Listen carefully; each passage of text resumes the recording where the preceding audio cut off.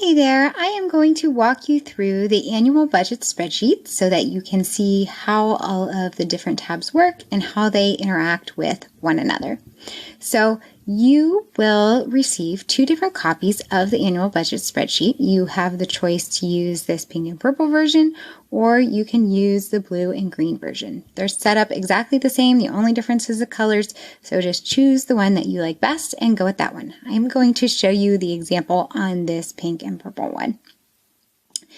So if you happen to make your copy of the spreadsheet and for some reason Google glitches and it's showing you that it's view only, all you need to do is go up to File, and then you can go to Make a Copy right here, and that will make your own fresh copy and you will be able to edit it. So hopefully that doesn't happen, but sometimes Google does glitch, and that's how you fix it. I want to say right from the get-go that you will only want to type in the white cells that are within these tables that I have created throughout the spreadsheet. The reason for that is that sometimes in the white space around the tables or in these shaded areas here, there are different formulas, and if you would type or delete or mess with those areas, it would make the spreadsheet not work correctly. So you will want to stick to the white cells within these tables. One area that you can change is this currency. If you are not using the US dollar, you can just come to this cell right here, and let's say we're using the British pound, you can put that in there, and you can see that that changes throughout the entire spreadsheet. So I am using the US dollar, so I'm going to change mine back. And then again, you can see the dollar symbol comes back, and that will setting that once on this setup page here will set that for you for the whole entire spreadsheet. Speaking of this setup tab, this is where you are going to want to start. This is where you put your information for pretty much every other tab. And so you are going to want to begin here and enter all of your info. So you can enter some income. Let's say I'm going to just enter my paycheck here, and the budgeted amount is $2,000. There is room to enter a bunch of variable expenses, and your variable expenses are things like groceries, eating out, gas for your car, clothing, entertainment, that sort of thing. So you can enter the description, so groceries, and then a budgeted amount for that. So let's just say 500, and let's say eating out, we're going to budget 200. So we just need our description and our budgeted amount here. Same goes for monthly bills. So these are the things that you pay each and every month, like utilities or your cell phone bill, or any subscriptions you might have. So let's say I'm going to pay my water bill, and that is going to be due on the 1st of the month, and I'm going to budget $100 for that. And let's say I'm going to pay for Netflix, and I'm going to pay that on the 15th of the month, and I'm going to budget $25 for that. And you can continue and add the rest of your monthly bills and variable expense categories and income, etc. Now, you notice that in this table here, I specifically noted that this was for monthly bills. So these are going to be ones that show up in your monthly tabs each and every time. If you have bills that are due quarterly, or like you have an Amazon subscription that you pay annually or something like that, you are going to put those in a different section all the way down here, this light purple section at the bottom. So let's say, for example, that I know our trash bill is only due once every 3 months. So let's say I'm going to budget $100 for that in January. And you can see when I entered the budgeted amount, this due column turned a color. And I know I just told you not to type in the cells that are colored, but this is the one exception, this non-monthly bill section. I have that do that. So it reminds you that you need to put a due date in. Even if you just put the 1st of the month for all of them, that putting in a due date is kind of the indicator to the spreadsheet that, like, hey, there's a bill here that you need to put in only on certain months, and that will only work if you have a due date. So for these non-monthly bills, whether they're quarterly, whether they're yearly, whether they're twice yearly, make sure you're always putting in a due date. So if I put in $100 in April as well, you can see it turned purple, and I need to make sure I put a due date in there. All right, so these are bills also that are recurring, but happen not necessarily every single month. And this gives you some flexibility, so you can put in exactly when you're going to pay them, as opposed to your monthly bills that happen every month that you're going to put in up here. So that's the difference. Okay, so we put in our income, our variable expenses, our monthly bills, and our non-monthly bills. A couple other things we might want to put in here is savings. So let's say I have a savings fund for vacation, and I'm going to put in $200 a month for that.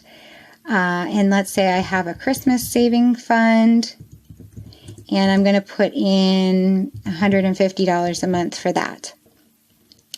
Right now, we're just talking about the budgeting part, so I'm only going to talk about these first two columns.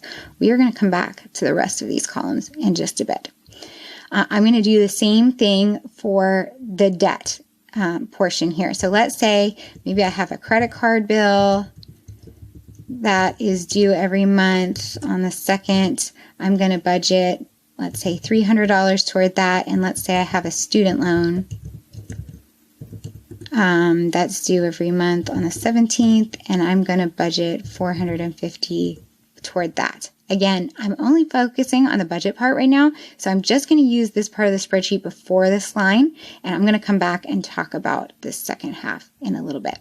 Okay, so this is a very sparse budget. I've just put in a few examples here so that we can see what one of our months looks like when it's populated. So you can see down at the bottom of the page here, there is a tab for each month: January, February, March, April, May, June, etc.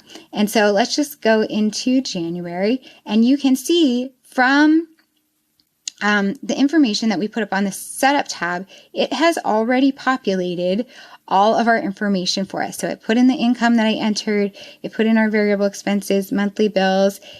Since the trash was due in January, it did pull that non-monthly bill over here for us. It pulled our savings here, our debt over here.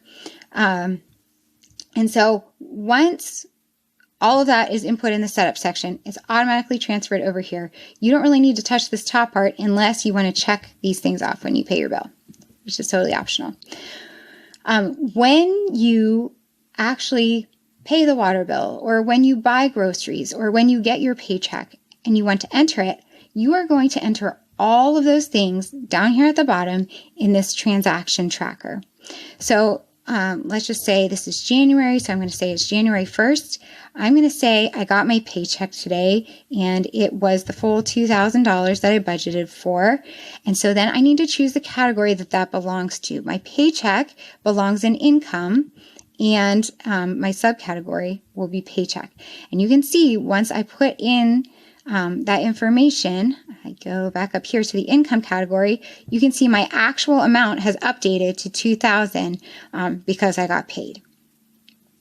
So that's where we're going to enter our income. That's also where we are going to enter any other transaction that we have throughout the month. So let's just say on the 2nd, I went grocery shopping. I spent $200. So I know my grocery shopping is in my variable expenses, and I'm going to choose groceries.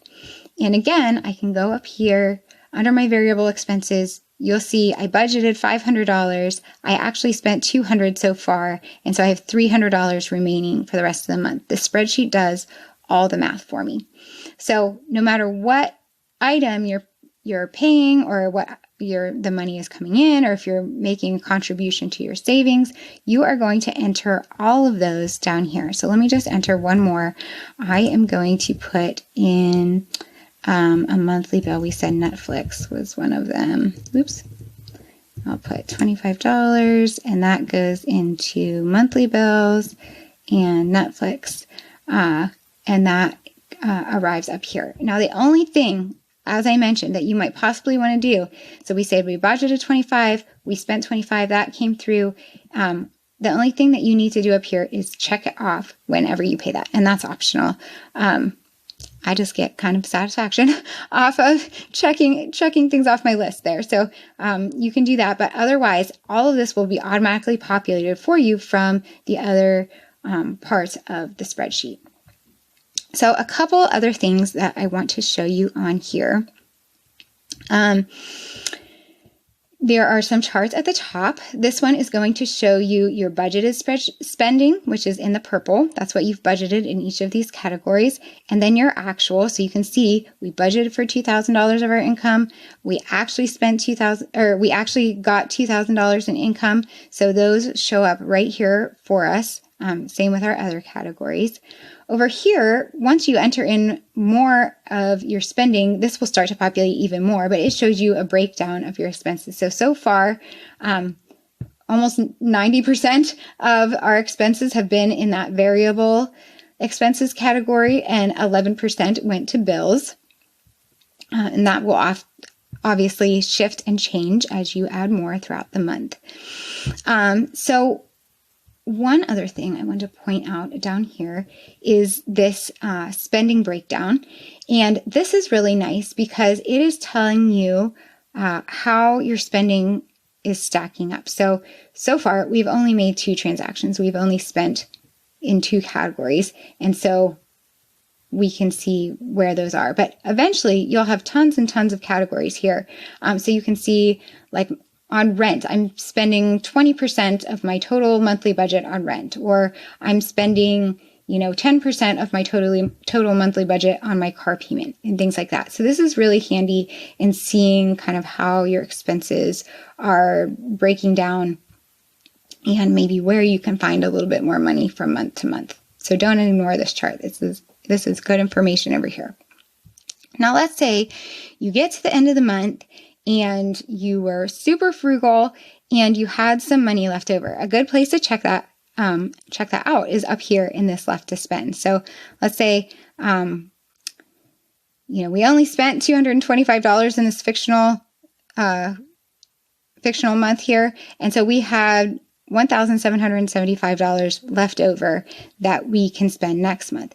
So if you want, if it would be helpful for you and you have that money left over, once you go into February, you can go into the starting balance area and you can add that $1,775, and you'll likely have that the same number in budgeted and actual over here to the starting balance in this in these cells here, and that gives you, it adds to your amount that you have to spend throughout the month. So if you do have money left over from a previous month, you want to account for that in the current month. That starting balance, the starting balance cells over here are a great place to put them. You can project it out if you want and put a budgeted amount. If you're just rolling it over, you can just put the same number in budgeted and actual, and that will be fine. Okay, so those are all of the areas of these monthly budgeting tabs. What's really nice about this spreadsheet is that all of the information that you put on these individual monthly tabs is going to roll up into this annual dashboard here. I'm going to make this a little smaller so you can kind of see the whole thing. So you don't have to type in or alter anything on this tab at all. It's all just going to populate for you. So you'll be able to see how much income you've brought in for the whole year. You'll be able to see how much you've spent for the whole year. This net worth is hooked to the net worth calculator that I'll show you in a minute. So that's why it's saying 0 right now. But you can take a look at all of these charts. They break down all sorts of different things: income, total expenses. This one will compare your income to your expenses. And then each of the categories is broken out. It shows you how much you paid for your debt each month, variable expenses, bills, savings. This one is going to show you, like, this one bar will be broken down and show you like how much of your total spending is going to bills, how much to variable, how much to debt, and how much to savings. And then this will tell you kind of how everything shook out with what you budgeted versus what your actual spending was for each month. So you can look into those charts a little further. One thing I did want to mention is that for some of these charts, there wasn't enough room on them to list every single item that could be represented on this chart. And so you might see these and wonder, oh, like what does that represent? I see that donut chart, but it doesn't have any labels. In order to see more information about any of these charts, what you can do is click on it, and then when you move your cursor over it, it will tell you exactly what it is. So this income breakdown chart is just saying that all of our income came from that category that we call paycheck, and it was $2,000. You can do the same thing up here in the spending. When you click on it, you can roll over and see more information about those things. And the savings one is blank. It will eventually have a donut chart too, but we didn't put anything in our savings yet, which is why that's not showing anything right there. Okay, so underneath all those charts, you will get an even further breakdown of all of your information. So this year in review kind of tallies up your income and your total expenses, but then it also breaks out those total expenses into savings, debt, variable, and bills. So you can see from month to month how you're looking, and you can also get the total in each of those categories. So your income total, total expenses total, and all of those down here at the end. So that is a really handy data point to have. Then we break it down even further. Each of those categories is going to be broken out by month as well. So you can take a look at your income and see how January compared to February compared to March and April, etc., and how that is all going to play out. And same in each of the other categories. So, you'll see your savings, you'll see your debt. You can see right here, it only has our one transaction for groceries, but you will be able by the end of the year to see how much total you spent in groceries for the entire year. That will be listed over here. And you will also be able to see how much you spent in all of your variable expenses in January down here. So it gives you a lot of information on this tab. The bills are broken out into the monthly bills are at the top. And then once I get to this line here, these are our non-monthly bills here. There are a lot of spaces. If you don't need all of these, one thing you can always do is hide some of these rows. If you're scrolling too much and you don't want to have to do that, let's say we don't need 187. So I'm going to click that number, and then I'm going to hold the shift key and click on the last row that I want to hide, which is this 221.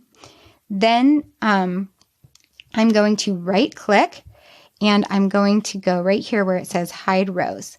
It's going to give me a warning. It's going to say, hey, this part of the spreadsheet isn't supposed to be edited. Do you still want to do this? And I do, since I'm not changing any formulas. I'm just hiding these rows because I don't need to see them right now. So I'm going to say, don't show this again for 5 minutes. And I'm going to say, okay, do that. And you can see all those blank rows went away. And now it's a lot shorter. I don't have to do all that scrolling up and down.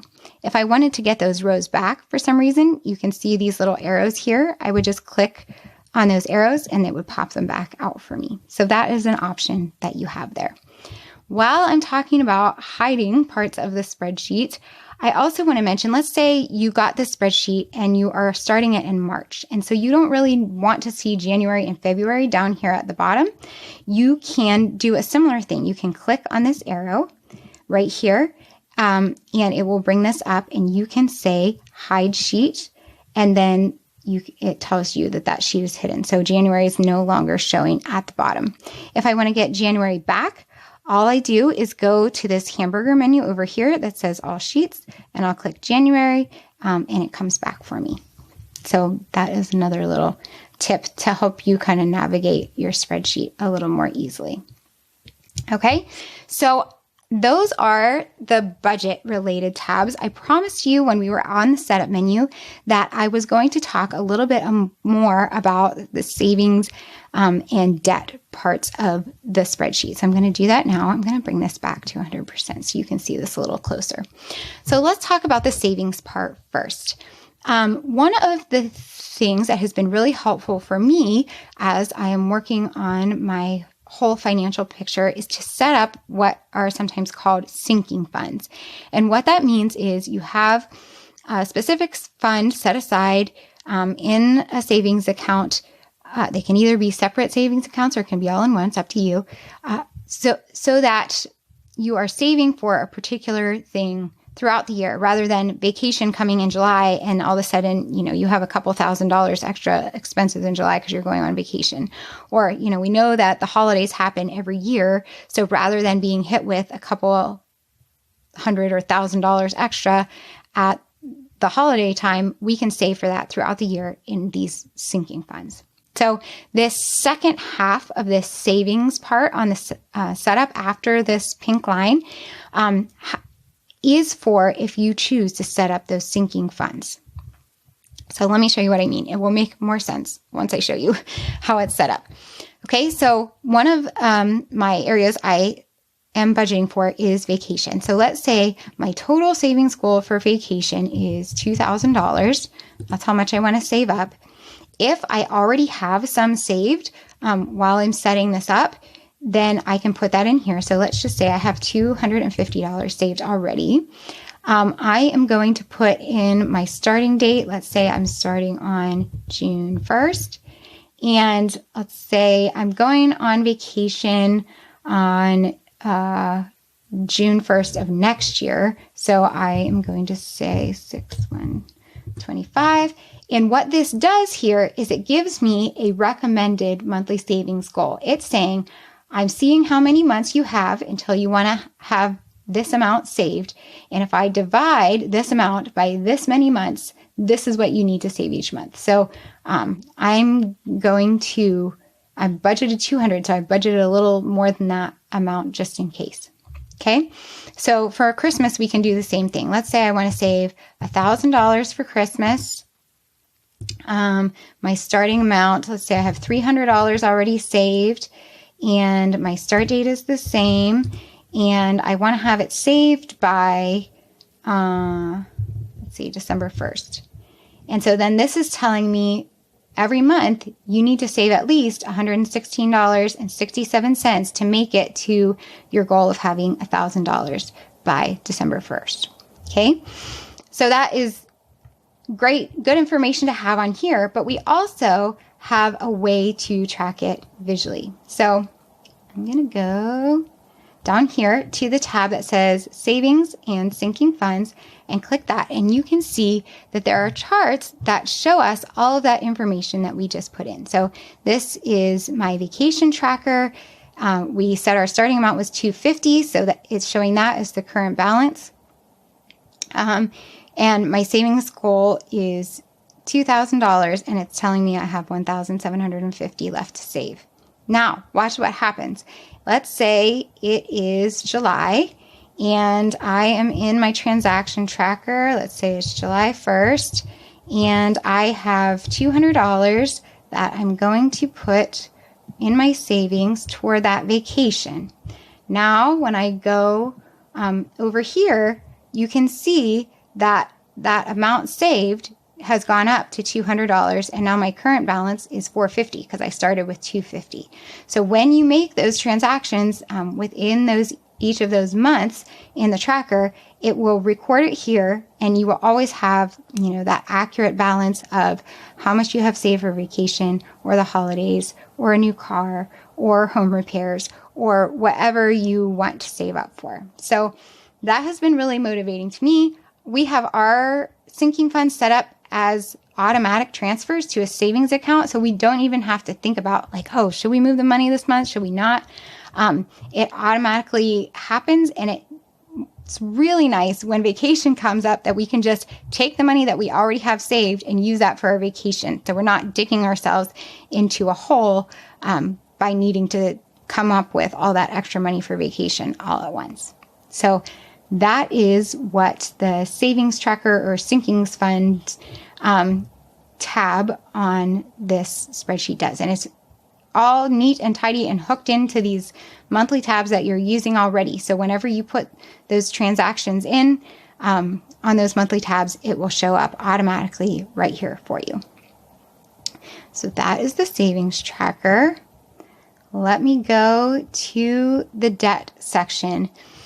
Now, similarly, this first part of the debt section is just for budgeting purposes. And if that's all you want to do, you can feel free to leave this other part alone.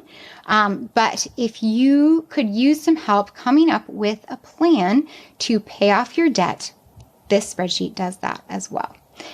So first, we need to enter in some extra information here. So let's say we have this credit card. Let's say our balance is $8,000 and that minimum payment is $200. And our interest rate, let's just say it's 19%. Okay. Then we have a student loan.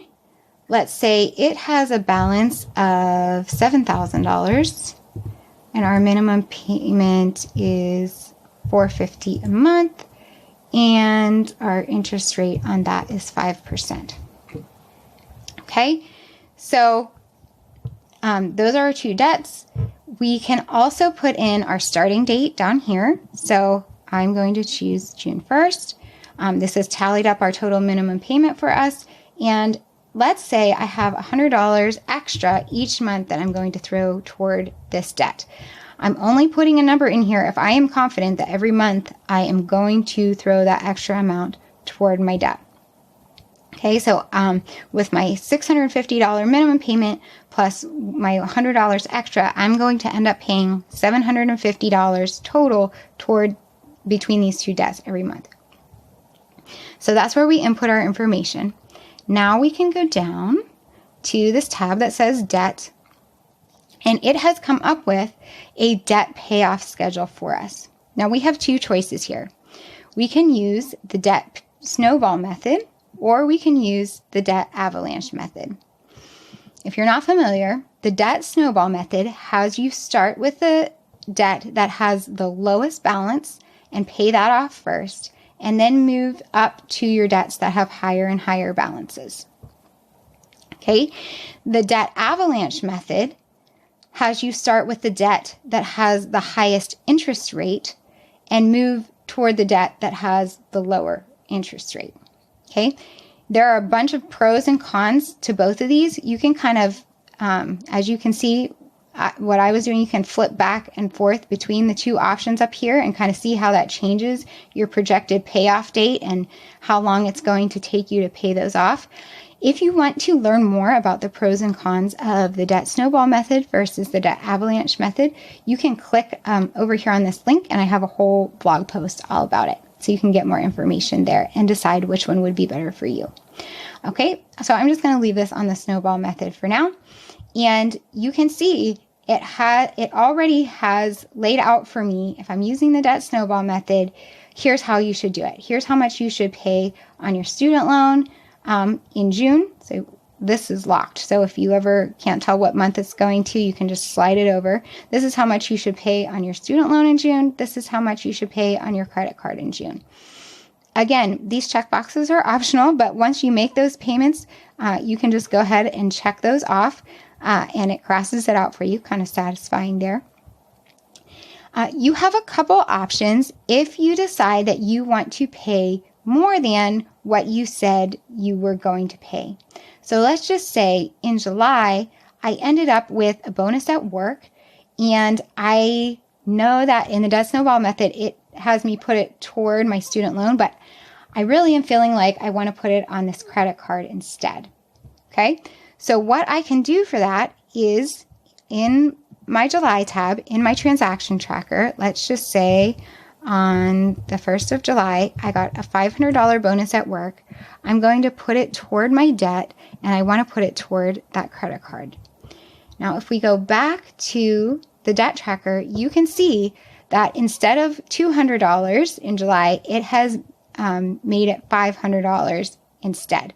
So it's going to assume that you're making these minimum recommended payments, but if you want to make more, you can just put that in on whatever month you're making the extra payment, and it will show up on whichever debt that you put it toward. There's another way that you can put more towards your debt as well. Let's say you got that extra $500 in September, and you want the spreadsheet to apply it in the order that the debt snowball method is actually meant to go. So you can also, instead of putting it in your tracker month by month, you can also just enter it in this column here, in the plus minus column. And when you do that, it will add it to whatever current debt you are working on paying off first. So you can see I put $500 in here. It automatically added it to my student loan. Negative amounts work as well. So let's say, I know I said I was going to put an extra $100 toward my debt each month, but I really can't scrounge that up this month. Then I can go over here and I can enter negative $100. And instead of $550 for this October debt, it changes it to $450. So those are a couple kind of mechanisms that you have for adjusting the amount of your payment on your loan. It's automatically going to assume that you are making the payment that it's recommending here. But if you are making a different amount, you can go ahead and adjust that using one of those two methods. Don't do both or it will double up. But those are some options you have for making adjustments to the spreadsheet. So as kind of further encouragement to help you pay down your debt, we have an entire dashboard dedicated to your debt payoff. So on this Debt Payoff Dashboard tab, you can see what your starting debt was, you can see what your current debt is, and you can see the total that you have paid towards your debt so far. Now, I will say that this, all the charts and graphs and things on this tab are basing the payments off of whatever today's date is. So if you are just starting out on repaying your debts and you say, okay, I'm going to start on the 1st of next month, and you put the 1st of next month in as your starting date, and you come over to this debt payoff tab and these show errors and you're like, oh no, I broke the spreadsheet. You didn't break the spreadsheet. It's just because your starting date is in the future. The spreadsheet knows what day it is. So once you hit the day that you said on the spreadsheet that you were going to start, then these charts will populate for you. So don't panic if you don't see anything right away. It's just maybe because your start date is in the future. And once that start date comes, then these will start to populate for you. And all the sections up here will start working as well. Okay, so here you can see the progress for each debt. As you pay it down, this light pink color will take over, and this dark pink color, you'll be able to see it go down and down and down. These are for each debt individually. This donut chart is keeping track of your total payoff progress. So this dark bit will get bigger and bigger and bigger as you get closer to paying off both of these debts here. And then here you can kind of see the duration and what it's going to look like. Right now, this is where we are in June. And then by January of 2026, we'll be super close to paying off all of our debts. This also gives you kind of your finish line down here. You have 21 months until your payoff, and you should expect to be debt free in March of 2026. So this tab is kind of fun and motivating. You don't need to type in anything on it. All of this is going to populate automatically for you, but it serves as extra motivation so you can see how far you've come and how close you are to being debt free. So we've covered almost everything. There's one more tab, and that is the net worth calculator. And as you can see, these are the kind of errors that I'm talking about. If you see these on the Debt Payoff Dashboard, don't panic, they'll fill in. Same with this. This is just saying it doesn't have any information to go off of yet. So the spreadsheet isn't broken, it just doesn't have any data. So let me make that a little smaller. The net worth calculator is something that you are going to update manually every month. It's the one tab that is not really interconnected with these monthly tabs. You are going to come in here and enter your information separately. So in the net worth calculator, the first thing you are going to want to do is set a net worth goal. So let's just say my net worth goal is $500,000. So you can type that right in there, and then this will once we put in our information, these calculations will start to go for us. So let's just say, first we're going to come down and put in our assets. So that can be cash or bank accounts you have. It can be investment accounts. It can be a property. So let's say we have a house and it is worth $250,000. If you're not sure how much your house is worth, one way to get kind of a ballpark estimate is if you go to Zillow.com, Zillow.com, and type in your address, it will give you what they call a zestimate of what your house is worth in today's market. So if you're not sure of your house's value, you can go check it there. So let's just say I have that, and let's just say I have a retirement account and it has $50,000 in it. Okay, so you can see my net worth is starting to populate up here. Based on those two pieces of information alone, it's saying that my net worth is $300,000 and I made 60% progress toward my goal. However, I haven't put in my liabilities yet. So down in this pink section here, we're going to put in our liabilities. So let's say the house is worth $250,000, but we still have a loan on the house, a mortgage on the house, and we still owe $100,000 on the mortgage. We would put that in our liabilities. Let's just say we also have credit card debts of, what did we say on our other tab? Around $8,000. And so we're going to put that in there. So now if we go back up to the top, you can see it has adjusted our net worth to $192,000. You can see we're 38% of the way toward our goal of $500,000. And you can see it has started to kind of fill in this distribution of our assets, the distribution of our liabilities. And if, let's say, I'm going to put in another month. Let's say we grew our retirement account to $55,000 and our house is still worth $250,000. And let's see, we paid down $1,000 on our credit card. So now we only owe $7,000, and we paid a little bit on our house. So now we only owe $98,000. If we go back up here, you can see that from January to February, you can see our net worth grew a little bit. And this is starting to track our assets up here and our liabilities down here. You can see our assets started to grow a little bit and our liabilities started to go down a little bit. And that will continue to change as you go throughout the year. So that is the annual budget and finance spreadsheet. I hope this will be helpful for you as you continue to work on your financial picture and pay off debt and save more money and do all of those fun adulting things. We can't make smart decisions with our money unless we have data and information. And this spreadsheet is even maybe a fun way to get that data and information so we can get a better idea of where we stand and where we want to be. So I hope this was helpful. If you have other questions, we have a frequently asked questions doc, so you can check that out. It is linked on the first tab of this spreadsheet. And I hope that you have fun with the annual budget spreadsheet. Have a great day.